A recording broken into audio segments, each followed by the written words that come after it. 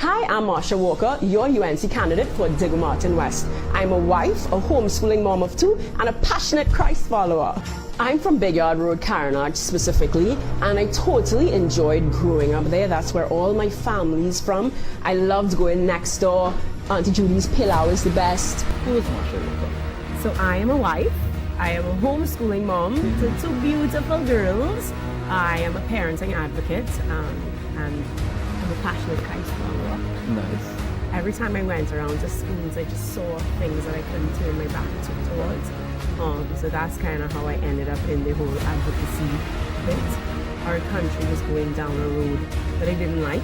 I'm a big advocate for being the change that you want to see. So rather than just sitting and complaining, you should get out and do something about it. If your bill is 300, you are using about 700 kilowatt hours, and that's a lot of electricity for any small man. No small man uses that amount of electricity. Really? You have to have air conditioning in your house to be using 700 kilowatts. So that is not the average citizen. You see that air condition comment? It is as callous as the coal pot and the macaroni pie comment. The lady across here summed it up nicely. When she went to legal aid, she was told she does not qualify. But we are losing our jobs, we are losing our businesses, we are losing everything. We are sending a letter and telling them to come on the pavement. I know you're feeling about that. And then you said that doesn't need to see so much of the dictatorship we live in. When you got to fix it out citizens and stop my rights. So that I know I would know, but look, I stand up by myself. Right? How you could choose me to say I can't come outside. If this was a special day, you'll see during the inauguration of the president, you'll have stuff restrictions, you'll have all that kind of thing, so I would understand that. When you said it and you blow a house open.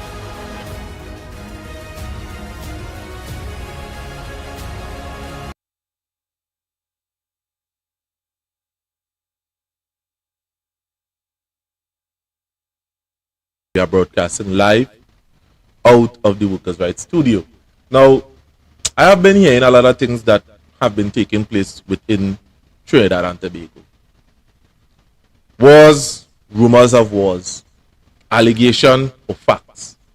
The thing about it is this: we ought to be diplomatic in many of the things that we are saying and in many of the actions that does take place right here in Trinidad. And at the end of the day, trouble comes on a horseback and it leaves on a turtleback. That is what we does get from our parents when we are hearing they are leading. There are other people that outside in society that is leading you astray. Now, this whole scenario here with Venezuela, come on. I mean, there are things that the PNM voters would have learned when leading up to the election. Regardless if a party looks or appears to be resembling us, we must be critical of things that they are saying. That is what the PNM voters would have learned going up to elections. And, plenty of them who, the withhold the vote, a matter of fact, we all know the story. UNC was the opposite. And the thing about this Trinidad and Tobago, we must be mindful of the things that does be said within the public domain and where it could put us going forward within the future. But I ain't come to talk about that. I find that, I had us to say something on it, because on this platform here, we challenge narratives. Things that has been said outside the public domain, and we are seeing people not approaching it because of some bias reason. We here on this platform are, who I could say, the only persons that are brave enough to challenge the norm outside there. So again, now, what I am here to do is to replay a piece that was done an interview with Marsha Walker, and it was phenomenal. It was quite a, some good explanation as to who Marsha Walker is and why she probably continue to fight. Sometime later in the future, we are going to invite Marsha Walker on our program, in which we could have a personal conversation with her. We would have done it in the past. We'd have placed it out, but there was a little bit of technical difficulties. But now we have surpassed that. And we could bring it live where she is, so she don't want to be on this side anymore. So without further ado, let me go into the interview with Marsha Walker and tell me what you think about it within the comment section. Thanks for listening, and being a part of this fastest growing network. Thanks. Hi, I'm Marsha Walker, your UNC candidate for Digger Martin West. I'm a wife, a homeschooling mom of 2, and a passionate Christ follower. I'm from Big Yard Road, Caranage specifically, and I totally enjoyed growing up there. That's where all my family's from. I loved going next door. Auntie Judy's pillow is the best. Who is Marsha Walker? So I am a wife. I am a homeschooling mom to 2 beautiful girls. I am a parenting advocate, and I'm a passionate Christ follower. Nice. Every time I went around to schools, I just saw things that I couldn't turn my back towards. So that's kind of how I ended up in the whole advocacy bit. Our country was going down a road that I didn't like. And I'm a big advocate for being the change that you want to see. So rather than just sitting and complaining, you should get out and do something about it. If your bill is 300, you are using about 700 kilowatt hours, and that's a lot of electricity. For any small man, no small man uses that amount of electricity. Really? You have to have air conditioning in your house to be using 700 kilowatts. So that is not the average citizen. You see that air condition comment? It is as callous as the coal pot and the macaroni pie comment. The lady across here summed it up nicely. When she went to legal aid, she was told she does not qualify. But we are losing our jobs, we are losing our businesses, we are losing everything.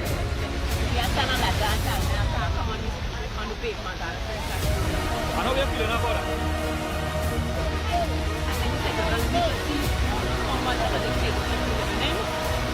When we are affected our citizens, and it's not my right to support that. I know I would know, but look, I'm talking about myself. Right? How you could choose me to say I can't come outside. If this was a special day, you'll be doing the inauguration with the president. You'll have restrictions, you'll have all that kind of thing, so I would understand that. When you set it and you blow a house open,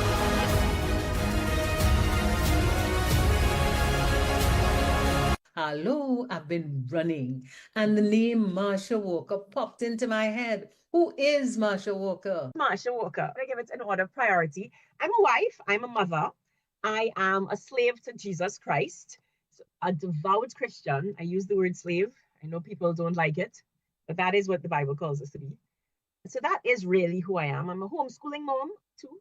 Been homeschooling for about 12 years now. I'm a homemaker. If you follow me, I have that very controversial take that more women should opt to be home these days, like our grandmothers did.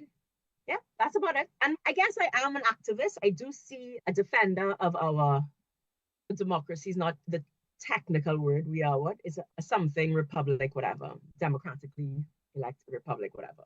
But I'd like to say that I defend good governance in my spare time. I do see it as a labor of love, as a way of biblically laying your life down for your fellow men. It's definitely not a job full of thanks and appreciation, but it is driven by service to men being your brother's keeper. Lovely, Marsha.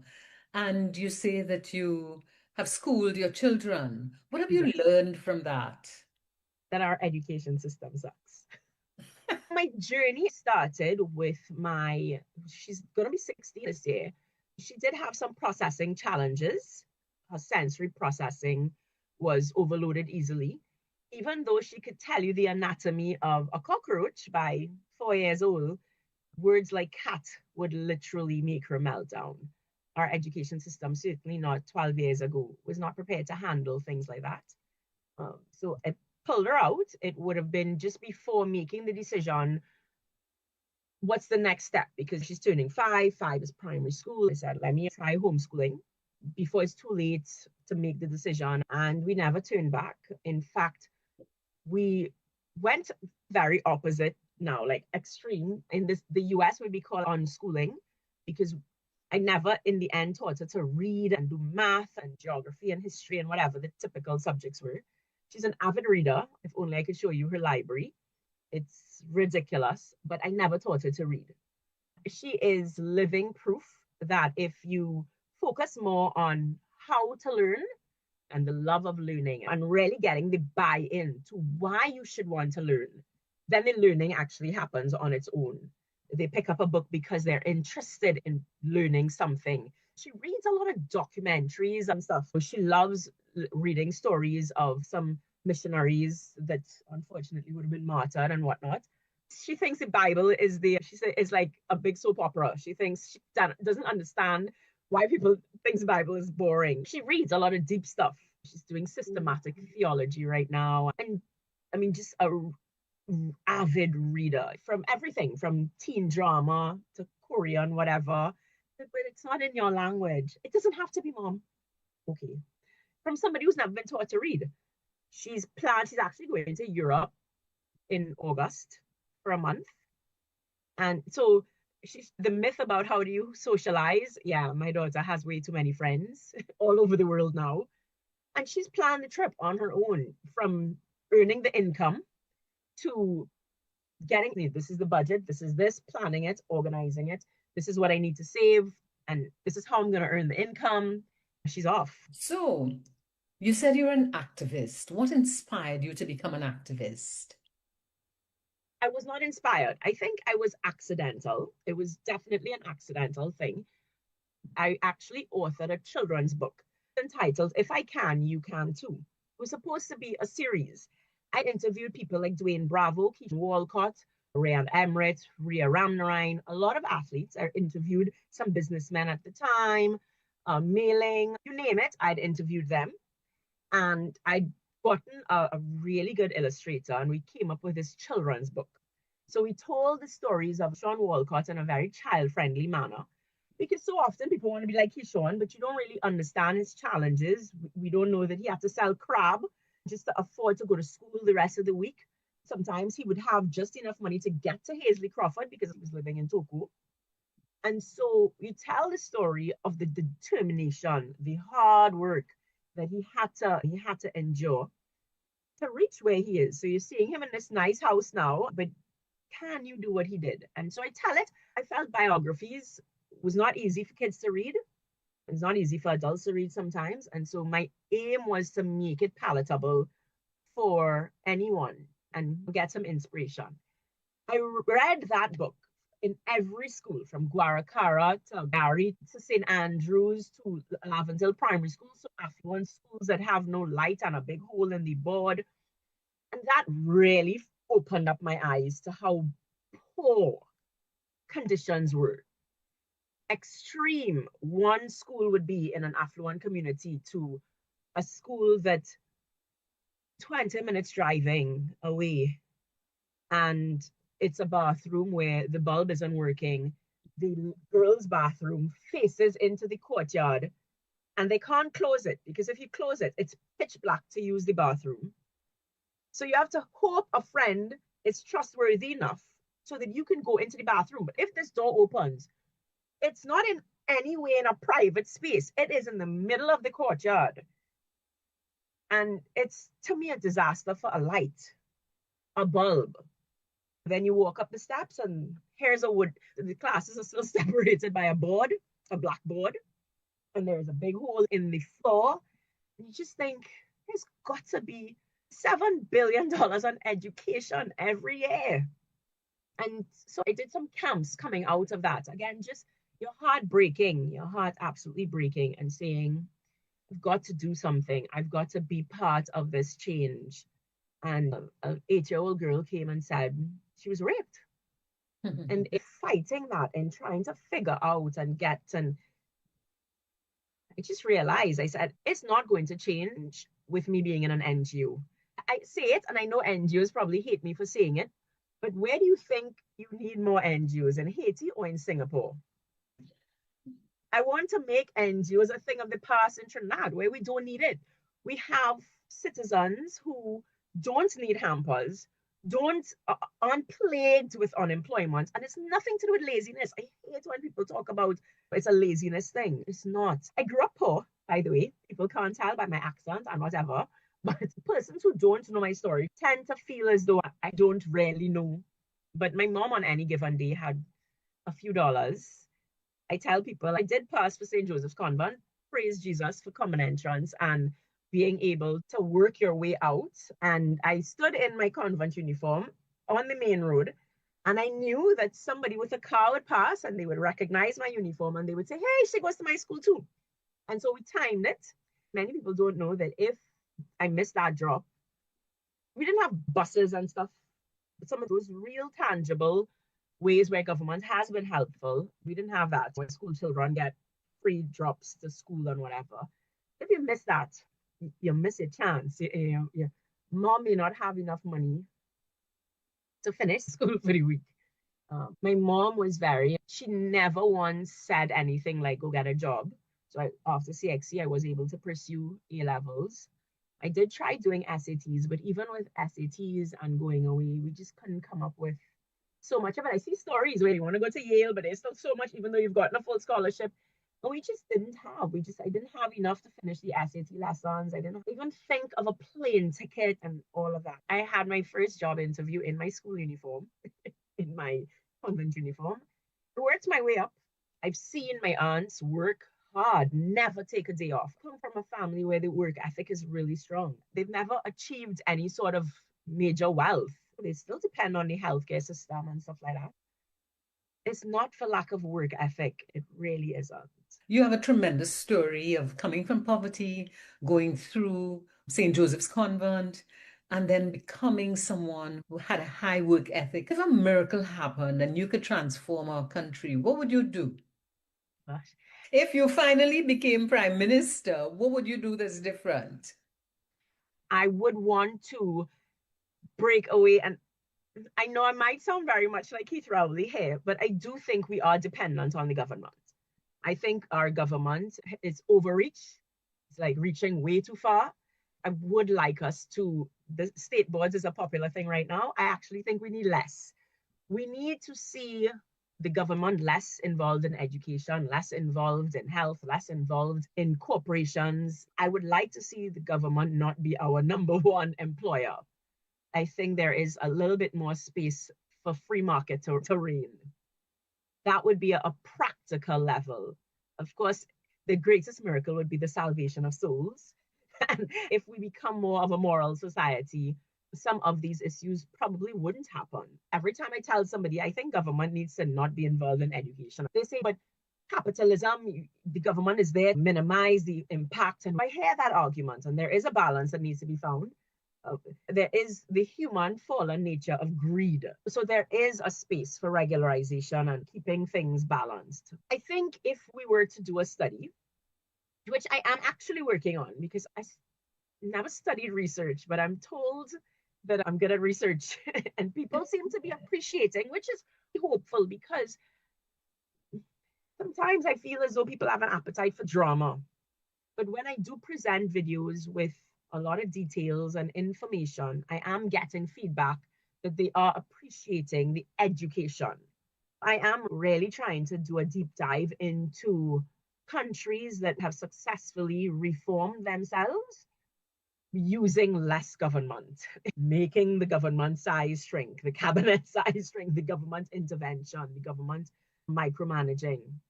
Because I think that would be where developed countries need to go. You look at some of the African countries where corruption. The corruption in our country is amazing, and I've recently been in a conversation that says that it's not corruption, it's really just opportunities. What is your view of that? I think that the country has allowed the opportunities corruption. We seem to have this attitude where, and I've seen it sadly too common, where people are okay with wrongdoing once the wrongdoing benefits them. And so that's why I say we seem to have created the opportunities, because an opportunity is, once you turn a blind eye, an opportunity is created. Once you say, hey, here's the piggy bank, here's the cookie jar, I'm going to leave you unattended, unsupervised, and close the door, we create the opportunities. Children who are poorly supervised tend to get themselves in trouble. And leaders who are poorly supervised tend to get themselves in trouble. I think that there is opportunity, but I think we've created the opportunity. Mm-hmm. I think our culture seems to be one where once we are okay, and that's probably why over the years, we didn't really nip it in the bud, because money wasn't a problem. And so everybody thief and we benefit. Mm-hmm. So it's not an issue. But now the pie is getting smaller. The cookie jar is emptying and it's not refilling. And so now the greed at the top is still there. And now we kind of go, but wait now. It ain't coming to me anymore. And so all of a sudden there's this clamor for good governance, but I'm not sure that there's a clamor for good governance. I think the clamor is, let me get a piece too. Mm. And people are just getting involved so that they too can benefit. There are a handful who are waking up to what corruption and mismanagement has done to the country. But I think if we got another oil boom and money started flowing, all of a sudden you'd see Marsha and Denise being the only two people shouting and screaming, which is why to win an election, you run a reckless campaign promising goodies. Yes. Because the average person, they're concerned that you're getting and I'm not getting, rather than what is best for my grandchildren and great-grandchildren. What's going to see Trinidad and Tobago really become a first world nation? Because we have way too many resources to not be a first world nation. You can compare us to countries that have similar geographies, that have similar population sizes, have the same type of ethnical diversity. They're thriving. And we're not.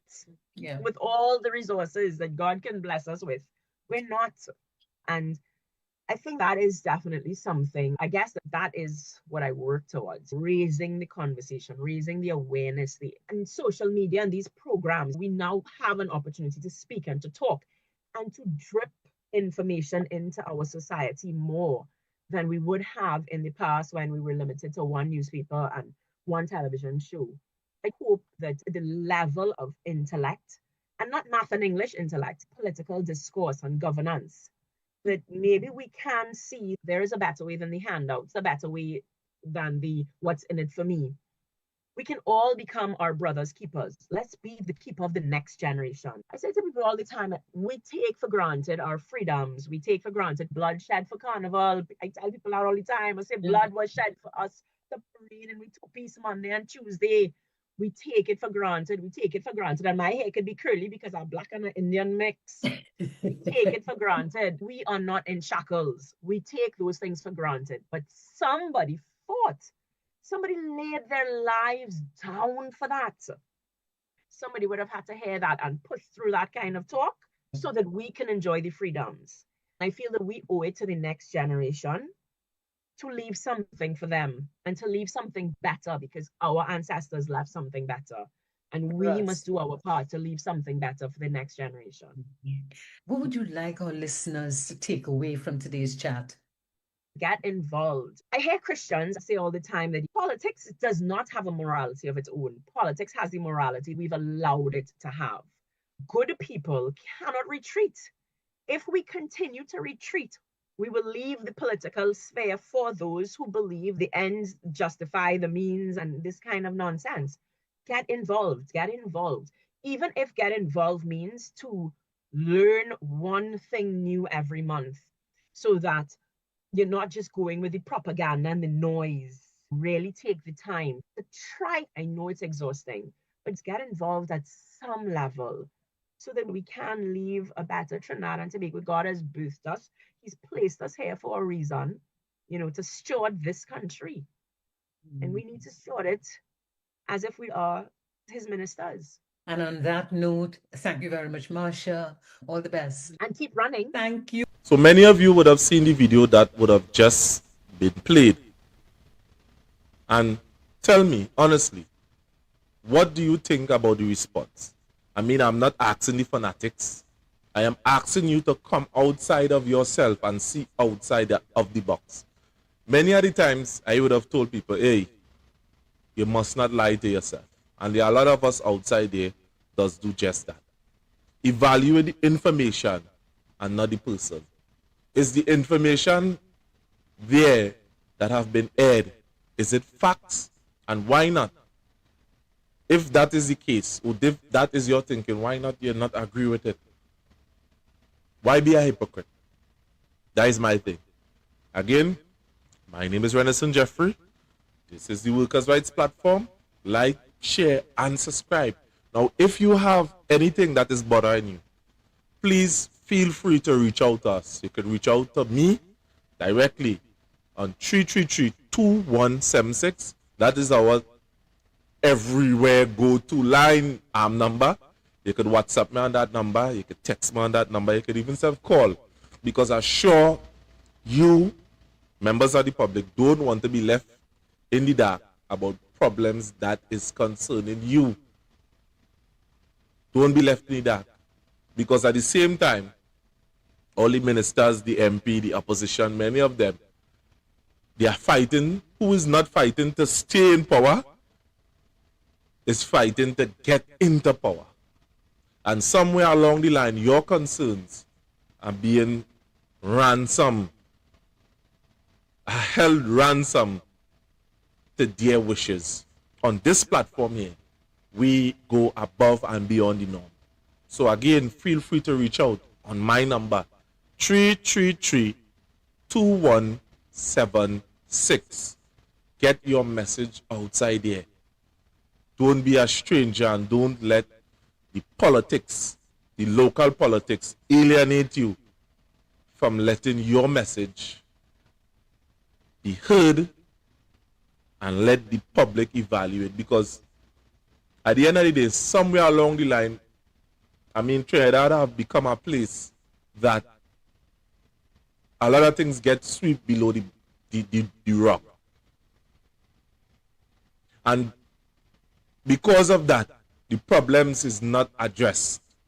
So on this platform, why we keep on encouraging you, come, reach out, is because when it go on a public medium, they tend to address it faster. As you are seeing, there are a lot of people outside there that are using these mediums to further their agenda. You see what the politicians are doing. You see what the businessmen are doing. What are you doing, members of the public? Take advantage of social media. Get in contact with me. We have a team that evaluate this information and get your story out. It's not about me. It's not about this. It's not about that. Get your story out. Contact us. Again, my name is Renison Jeffrey, and this is the Workers' Rights Platform. Like, share, subscribe to a friend. And you as well. Thanks for watching.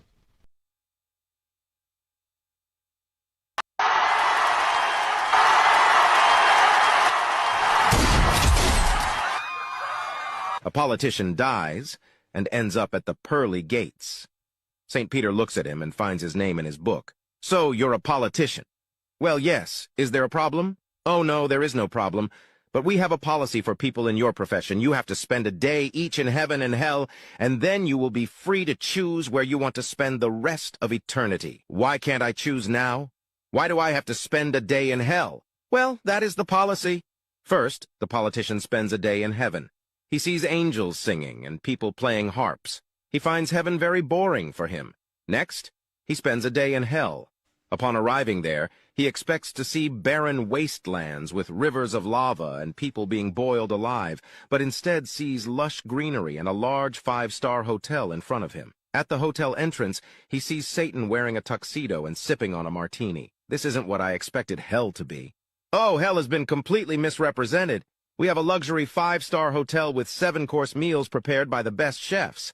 And we have all the sporting facilities you could imagine with a very large pool. All this is for free. So the politician spends the entire day playing golf and eating his meals by the poolside. At the end of the day, he sleeps in the most luxurious bed he could imagine in a very large suite. The next morning, when he wakes up, he is back at the pearly gates where St. Peter is waiting for him. So, what will it be? I can't believe I'm saying this, but I prefer hell. So the politician is transported back to hell, where he sees a barren wasteland illuminated only by the glow of rivers of lava, and hears the screams of people being tortured. The air is full of the stench of sulfur. Once again he sees Satan in his tux. What happened to the hotel, the golf course, the pool, and all the greenery I saw yesterday? Well, yesterday we were campaigning. Today you voted.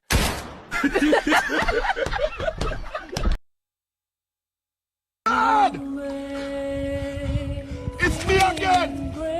I don't know what's happening in my life. But you know, God, everywhere I turn is disappointment. Nothing I try works.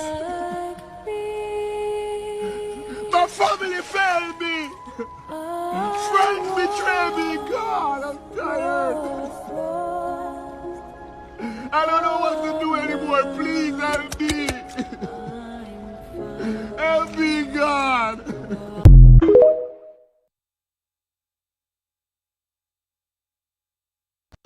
Herein lies the problem. When you've been fighting long and you don't see any results, sometimes you won't give up. Don't give And up. that's the ploy of the enemy. I told you a couple of weeks ago of the gentleman, the pastor, who said, and the enemy, Satan, will appear to him. And he started to rebuke the devil. But the devil wouldn't move. Don't be fooled. And he said everything he's learned, the binding and rebuking and the loosing, he's doing all of that, but yet Satan isn't moving. Eventually he disappeared. And the Lord came to him. And he said, Lord, why is it that he was not moving? Why was my prayer not having an effect? Be strong. And the Lord said, who told you your prayers ain't having an effect? Every time you use my name, it affected him. But he has learned, say Satan has learned to bluff you. Because Satan knows men that if he resists them long enough, they will stop. They will stop praying. They will stop seeking. They'll just stop. And say Satan was hoping you stop. Don't let that be you.